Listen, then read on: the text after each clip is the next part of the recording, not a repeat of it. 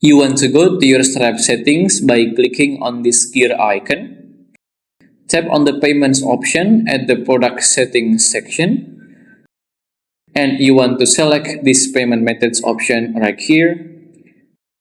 On the payment method settings, you want to scroll down and search for the zip payment option. And after you find it, click on the zip option to open it. You may hit the enable button just right here to make zip as your Stripe payment method. And you are good to go. Just keep in mind, the zip payment cannot be used for the products that have a subscription base or using a recurring payment.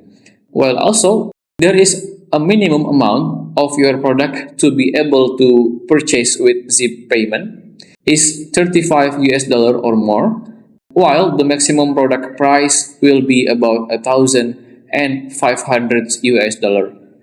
And this is one of my payment link checkout. And as you can see, zip is already a part of the payment method on Stripe.